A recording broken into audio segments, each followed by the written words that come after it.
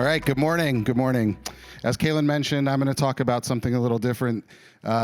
We've heard a lot about software this morning so far, but we're going to talk about physical infrastructure and how the DoubleZero network enables IBRL. So before today's talk, I think, is going to be focused on what exactly is a high-performance wide area network. We think about high-performance networking in the data centers to train LLMs, AI clusters, research grids, but what does it mean in the context of a wide area network? The other question we're going to talk about today, how does DoubleZero enable IBRL? That's the whole reason why we're here. IBRL is increasing bandwidth and reducing latency. So let's level set on an understanding of what those terms actually mean. We're going to talk about bandwidth, throughput, and latency using my favorite analogy in networking, plumbing. This is a pipe. Bandwidth is just how big the pipe is. It's a very simple concept. It doesn't change. It's a measure of capacity. Once you've laid the pipe into the network, that's your bandwidth. Bandwidth is measured in a capacity, like, for example, 100 gigabits per second, right? So these are this is what bandwidth is, and this is what we're looking to increase in the context of DoubleZero. Now let's talk about throughput. Throughput is how much data actually flowed through the pipe, right? So while the bandwidth is fixed, the throughput is variable depending on the conditions inside the pipe, and we're going to talk about that a little bit more later. And then finally, we have 27 gigabits per second might be the measurement of the flow through the pipe that is 100 gigabits in bandwidth. And then finally, we have latency. How long did it take the data to flow through the pipe? So if we mark time at the beginning of the pipe and the end of the pipe, you can subtract the two, get the difference, and that's your latency. These are the fundamental building blocks of IBRL, and important that we all have a shared understanding of them, since this is ultimately the challenge we face. Now, I've studied latency for the last 20 years of my career, and I simplified greatly what latency means as the distance between the beginning of the pipe and the end of the pipe. But in reality, there's several sources of latency in a network. The serialization delay is the time that it takes a bucket of data to actually be put into the pipe in the first place, right? So as an example, you might think about a 10 gigabit per second pipe. When you want to send 64 kilobytes of data, it takes you 52 microseconds to serialize that into the pipe in the first place. The propagation delay, that's the simple one to understand. That's how long it took from the beginning of the pipe to the end of the pipe, right? The in-flight time. This is an area that we focus on a lot in high-performance networking because it's one of the easiest ways to shorten the time between two endpoints, especially over large geographies. The per-hop delay. You can't infinitely transmit bits of data across a large geography without stopping along the way to regenerate the data. So the per hop delay is often a function of the equipment that's used to repeat the data. So we try to minimize these when we talk about high performance networking. And then finally, we have the queuing delay. This is a highly variable part of the latency of a system. Anytime data is spent in a queue, the queue could be of varying sizes, and the queue, when the queue is very full, it's going to take a lot longer to ultimately be dequeued and put along the way to onto the pipe. Okay, so now that we have a shared understanding of all of these concepts of bandwidth and latency, what defines a high-performance wide area network? That's what we're building at DoubleZero, so it's important to understand the sort of objective properties of what it means to build one. The first thing is really important. Data flows drive most of the decisions. If you were going to build a network to serve hotel guests or an office campus or a university, right, you kind of have to invent a traffic profile. But when you're building a high-performance WAN, you're about to sink a lot of time, energy, and importantly, money into this system, and so you want to understand the application really, really well. So data flows tend to lead most of the design decisions. That's a really key element of a high-performance system. You also want the most direct routes between endpoint locations. This probably sounds intuitive, but it's a lot less expensive to take an indirect route between major metropolitan areas. So in a high performance WAN, you're spending a little extra to make sure that you're not stopping along the way just because the carriers happen to have capacity sort of in a less direct route. Latency between endpoints as the primary routing decision. This is such a critical part of what we're doing here at DoubleZero that the internet completely ignores. As a primary metric in the routing system in DoubleZero, we're evaluating the latency of each link. We know where traffic ingresses the network, and we know where it wants to egress the network, and we're going to always choose the shortest path in terms of latency.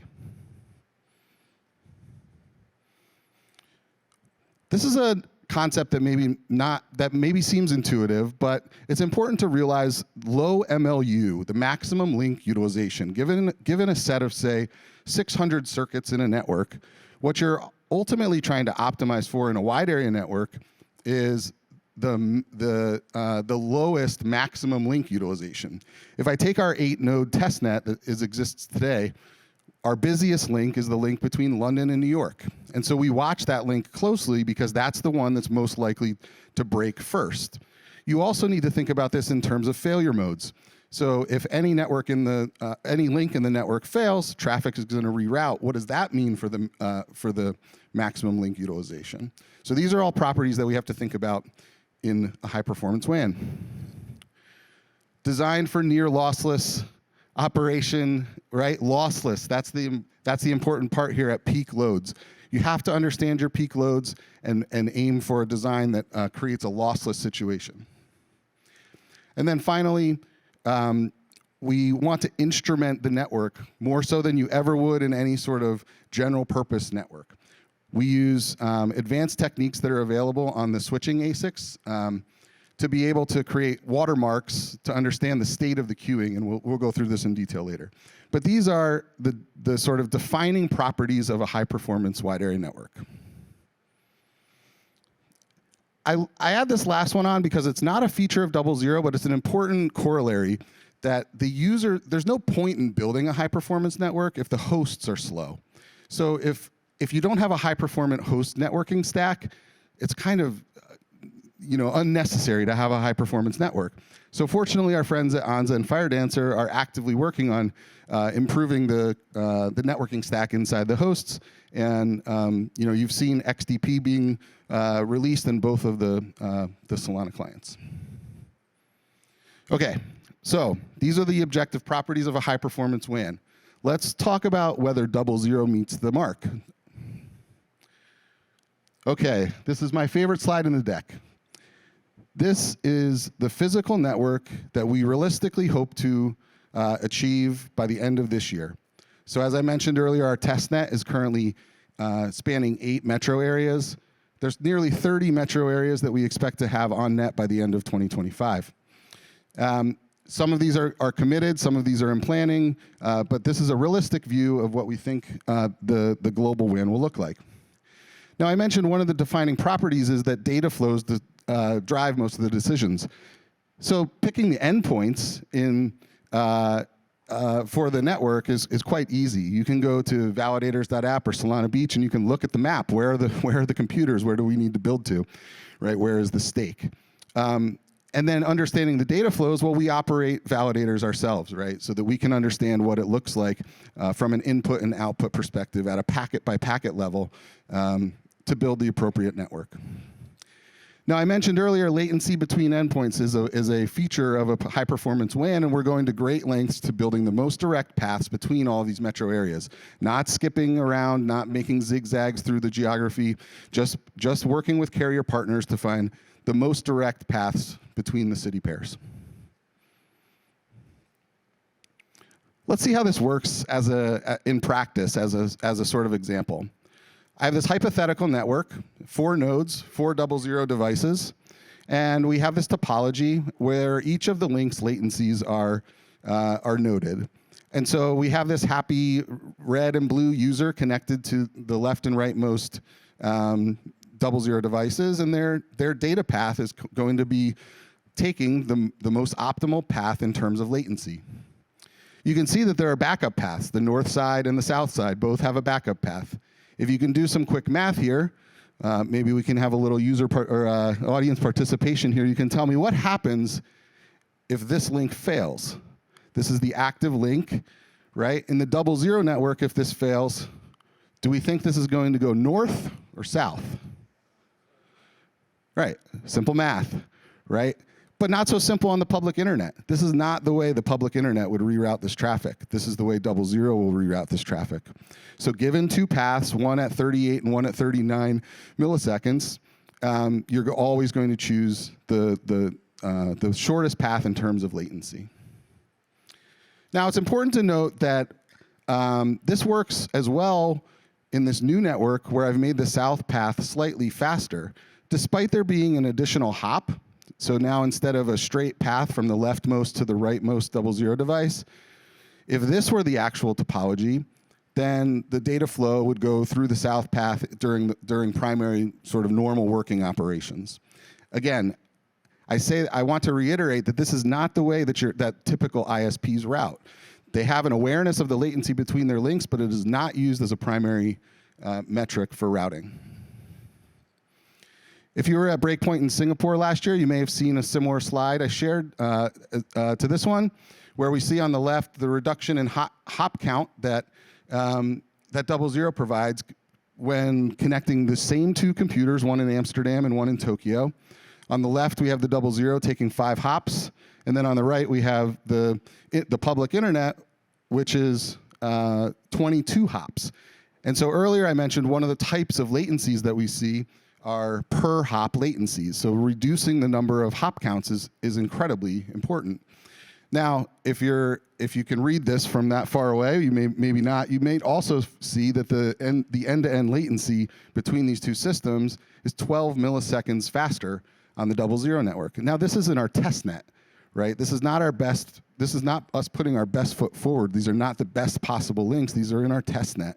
And so this is what we mean about reducing per hop delay and building direct paths.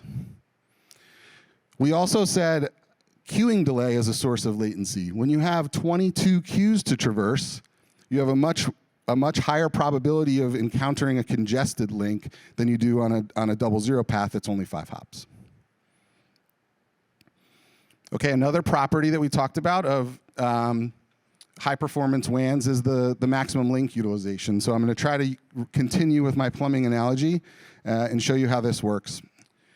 So when you have a low MLU, you might have, a quarter of the pipe only filled, right?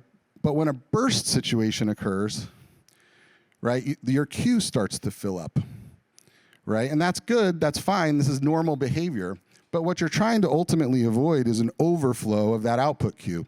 If you think of the bucket on the left as an output queue that is right in front of the bandwidth on the network, this queue can only grow so long before it starts to drop packets. So we have a relatively large queue on the hardware that we've chosen for the DoubleZero devices. But importantly, we want to monitor the queue using these watermarks. So if on each link that's contributed to the DoubleZero network, we can leave behind a watermark and write that down to the DoubleZero ledger, this lets us engineer the network properly and capacity plan before we have a dropped packet. This is the best case scenario. Your ISPs, they don't do this, I promise you. They wait for the packets to drop, they wait for the users to call, right? And that is not where we want to be if we're building a high performance network to be a base layer for the future of finance.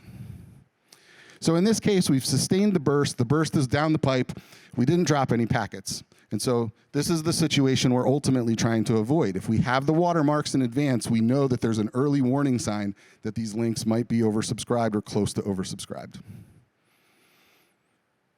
Okay, so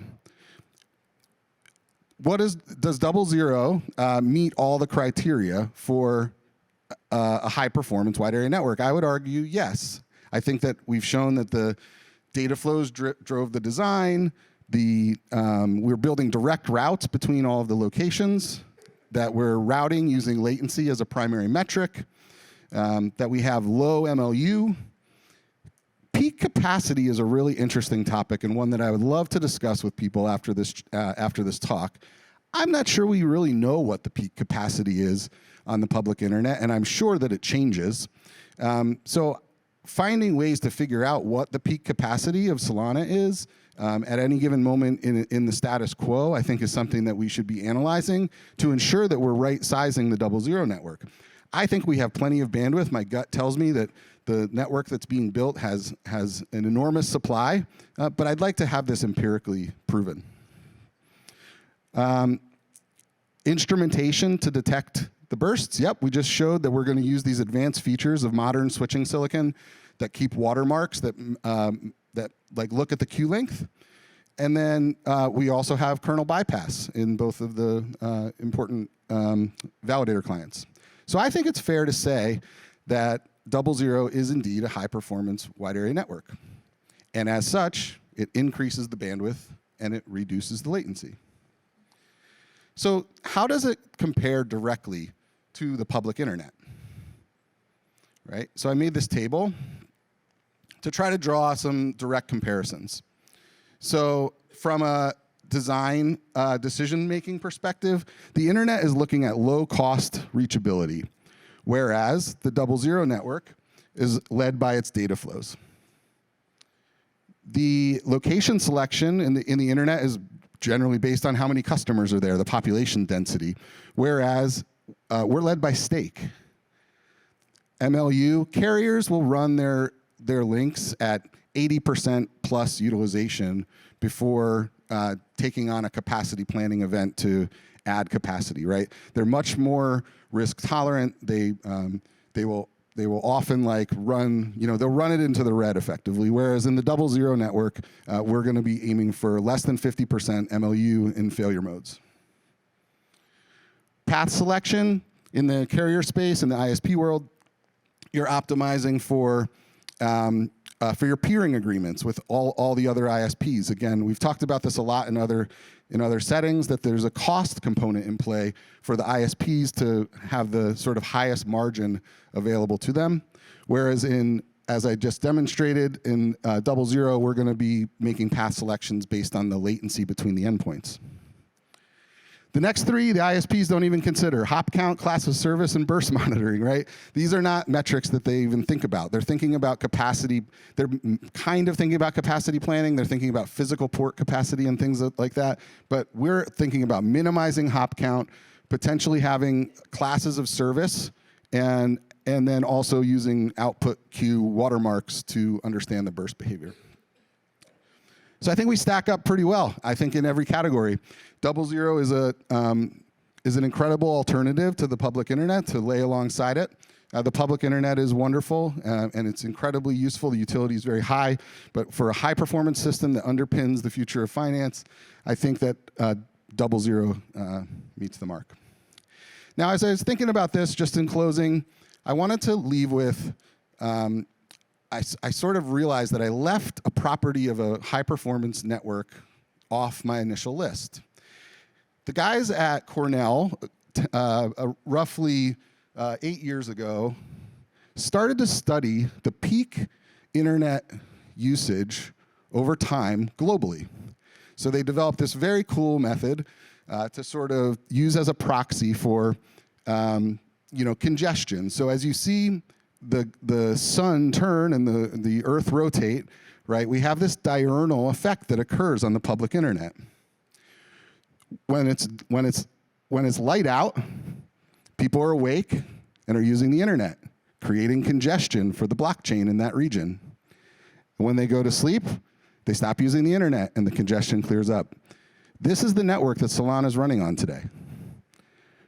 Right? So every time of day, like in this time of day today, right, I would expect that many of the major internet exchange points are overloaded, congested, and queuing because everybody here is awake. I would expect that many of the same places, or many of the places in APAC region are probably just fine and performing beautifully. So I guess the point that I'm making here is that any network, high performance or not, any alternative network to the public internet that isn't subject to this sort of diurnal effect is really important. So I would say the final property of a high performance network, and certainly of DoubleZero, is that it's dedicated for the purpose. It's purpose built, is not general purpose. So that's the DoubleZero network.